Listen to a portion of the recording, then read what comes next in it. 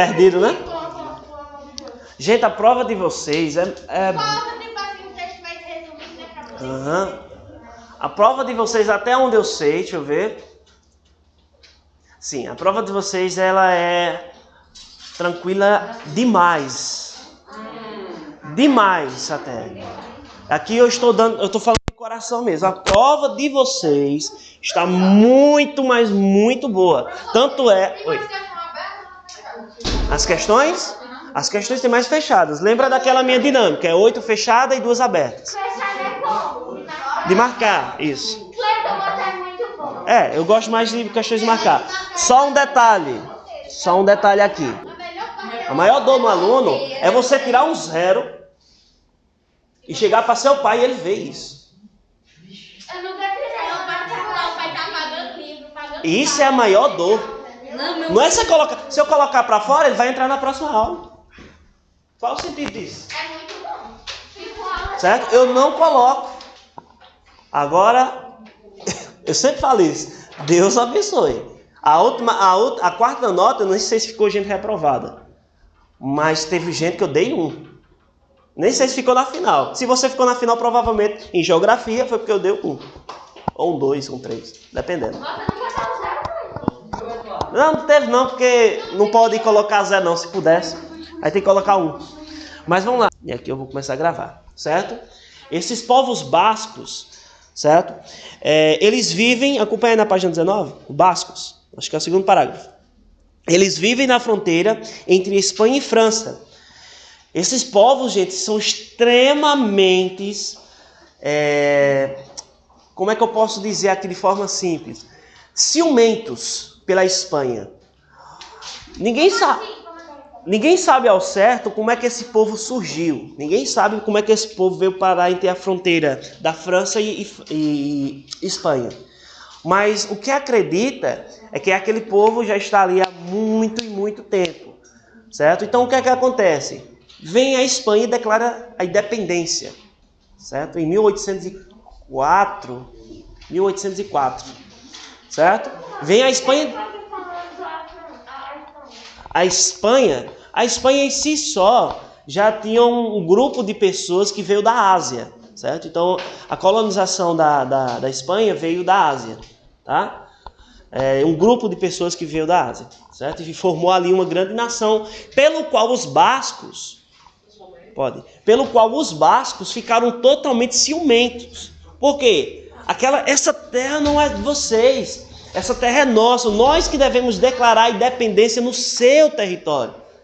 E aqui o povo basco, eles ficaram com um ódio tão grande da Espanha que formaram o ETA. Certo? O que é o ETA? É um grupo terrorista. O grupo terrorista basco. Então esse grupo terrorista, eles colocam bomba na Espanha, eles mandam ali bombas de todos os sentidos, seja elas militar ou seja ela aqueles chamados homem-bomba, né? Então, de todas as formas, eles tentam destruir a Espanha. Ainda tem, até hoje. É uma briga atual isso, viu? Isso desde 1804. Oi?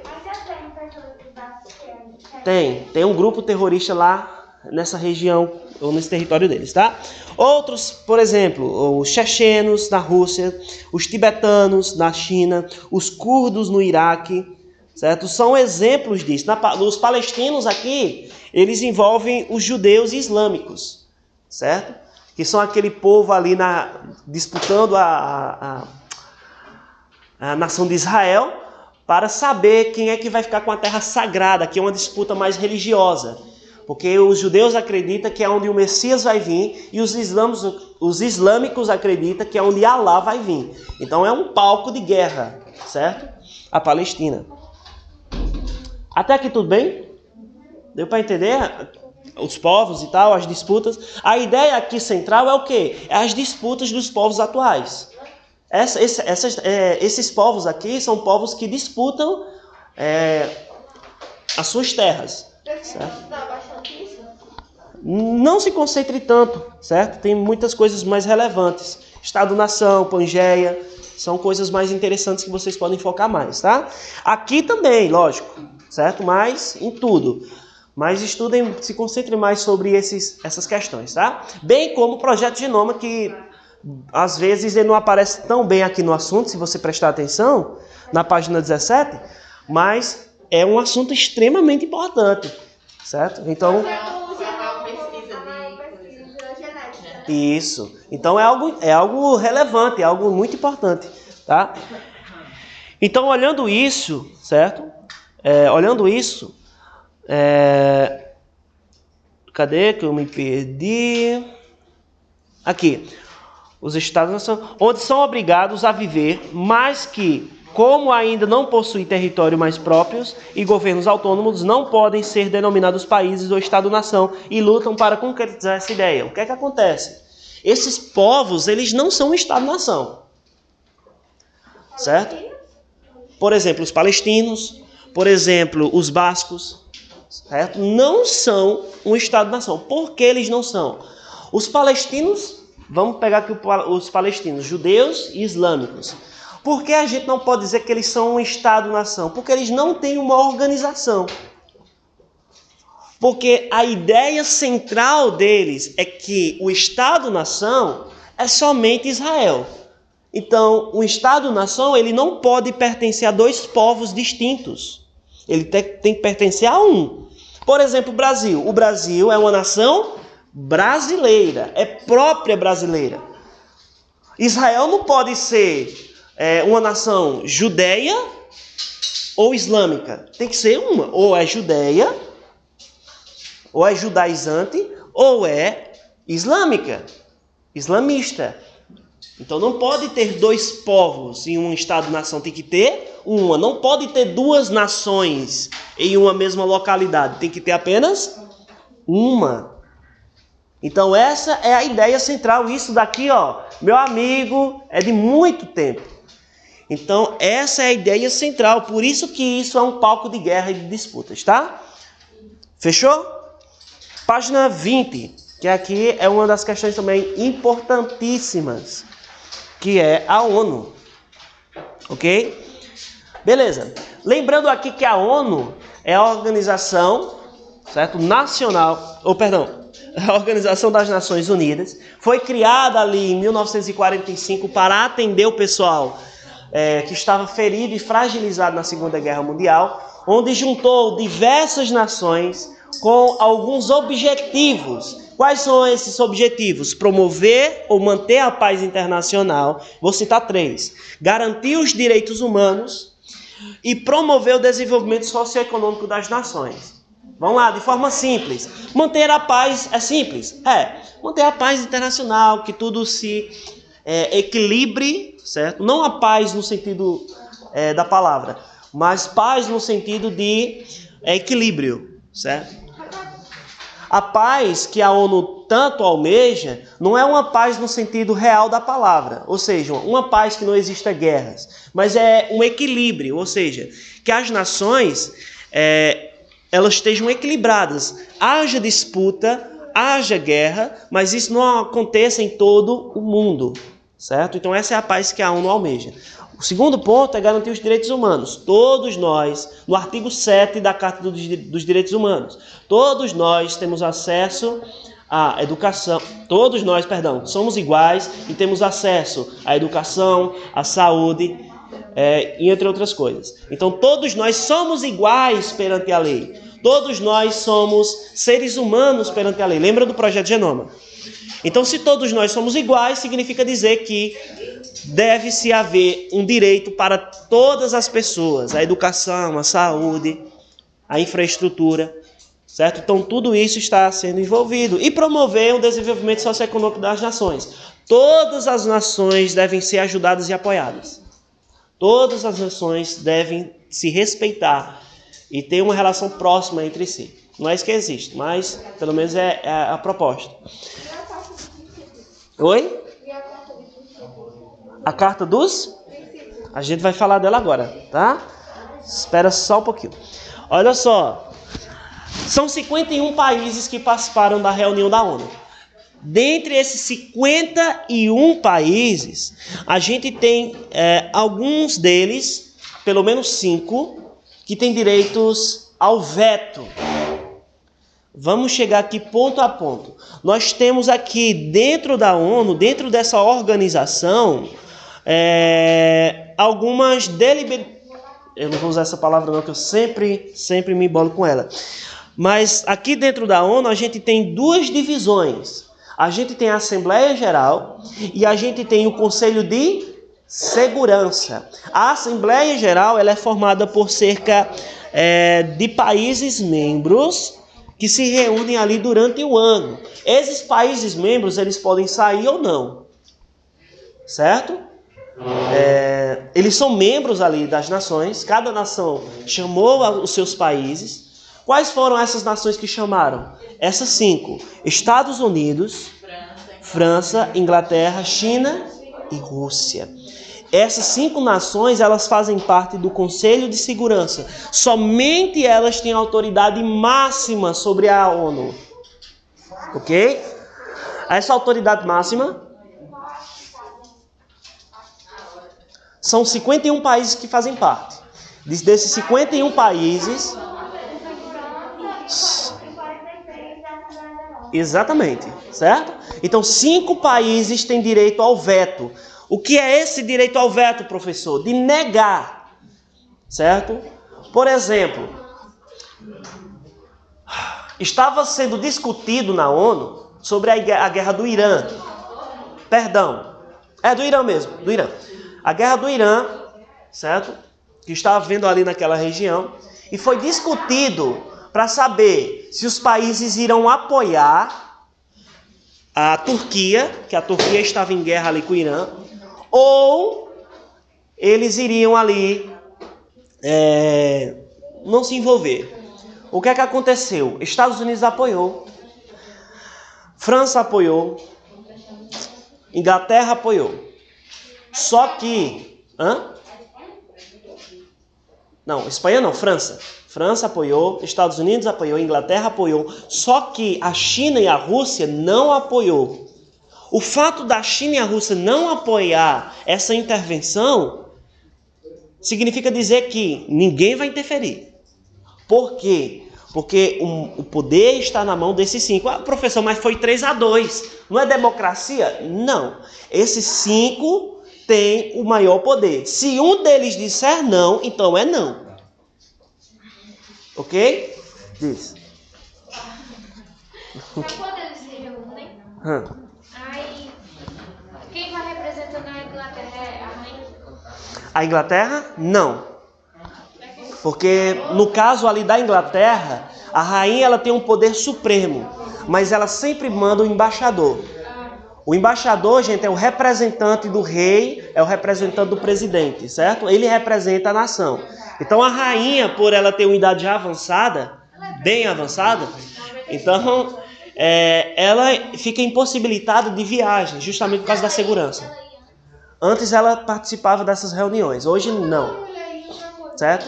Porque ela é uma rainha, gente. A rainha deixar a nação é algo absurdo. Então não se pode deixar o reino, certo? O rei, para se deixar o reino, tem que ser algo extremamente sério, certo? Então a rainha, ela não deixaria o seu rei, tá? Então é isso que acontece na ONU. Nós temos os países membros, certo? O Brasil, por exemplo, é um desses. E nós temos o Conselho de Segurança, que somente esses 5 países que eu citei podem ter direito ao veto.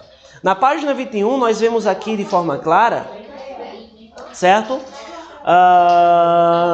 A forma como eles fazem a reunião. Nós temos aqui o secretário-geral e o subsecretário, que fazem as devidas anotações de tudo que é discutido, os países membros, bem como os países aí em amarelo, que são do Conselho de Segurança, certo? Fazem parte do Conselho de Segurança. Dúvida? Mas na Inglaterra tem prefeito ou só tem presidente? Aonde? Na Inglaterra? Na Inglaterra não. Não, prefeito. Sim, prefeito? Na Inglaterra tem. Eles funcionam no sistema seguinte. Lembra lá do Brasil Colônia que tinha os donatários? Que eram chefes de cada terra? Pronto. Então o que é que acontece? Lá não é chamado bem de prefeito, mas lá é como se fossem os donatários aqui no Brasil. São chefes, isso, são chefes que mandam e controlam ali a nação. Mas o que é que acontece? No governo, como lá é monárquico, o principal, o chefe lá é o rei, ou a rainha, no caso. Então é ela que controla tudo, absolutamente tudo. Mas aí não tem voto. É ela e pronto. Não tem eleição lá, por exemplo. Certo? Agora tem a escolha do líder de cada estado, né? Aí é o povo que vota, escolhe. Certo? Bora lá. Página 22. 97. Vamos dar uma encaminhada aqui, viu, gente? Vamos dar uma encaminhada muito grande aqui agora. Olha só. Sobre o crescimento populacional. Nós temos aqui um crescimento populacional claro aqui nessa página, onde o maior crescimento no futuro será do continente asiático. O continente asiático hoje tem cerca de 4 bilhões, 200 milhões. A população é gigantesca e vai aumentar, certo? Ali quando chegarmos em 2100, onde essa população, consequentemente, vai ter uma queda gigantesca, causando uma crise demográfica ou uma crise populacional, tá?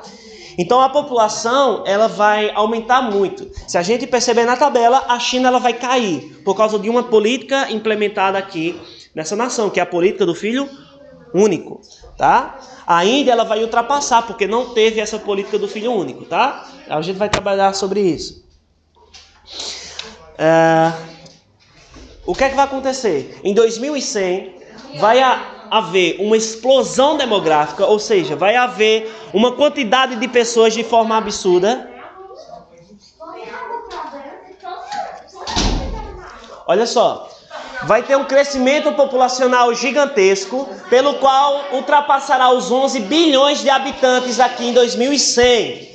Esse fato trará um problema gigantesco, porque haverá depois uma queda gigantesca da população.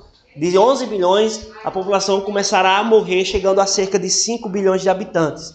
Ok? Então, olha só. A China é o país hoje com a maior população, certo? A China hoje mas futuramente a China vai a segundo lugar. A Ásia. A Ásia é o maior continente, não só em terra, mas também em população, certo? Nós temos aqui uma ordem, pessoal, que eu quero que vocês percebam. A ordem a Oceania é o menor continente, certo? Que temos em questão populacional, em território também, mas população estamos falando. A Ásia é o maior. Aí a gente tem a Oceania como menor. Para termos ideia aqui, a Ásia ela tem cerca de 4 bilhões de habitantes, certo? É um número gigantesco. 4 bilhões de habitantes, certo? Então olha só, nós temos cerca de 4 bilhões. A Oceania é o menor, com 38 milhões, ou seja, 0,5% da população mundial. Aí a gente tem em seguida, aqui agora uma ordem, tá? Do maior para o menor. Nós temos a África com 1 bilhão, a América com 950 milhões e a Europa com 756 milhões. Ou seja, a ordem. A gente tem a Ásia, a África, a América, a Europa e a Oceania. Em população, tá? Então essa ordem aqui. A maior deles é o continente asiático. Política do filho único. Por ter esse problema do crescimento absurdo, essa explosão demográfica, as pessoas aqui começando a se reproduzir de forma muito acelerada, a China ela implementou uma política do filho único, ou seja, você só poderia ter apenas um filho. Então, eles tiveram esse tipo de política para evitar com que a taxa de natalidade ela acelerasse no futuro e se tornasse a China uma grande nação, não conseguindo comportar uma população tão grande como poderia caso eles não implementassem essa política, certo? É simples a política do filho único, que foi implementada ali a partir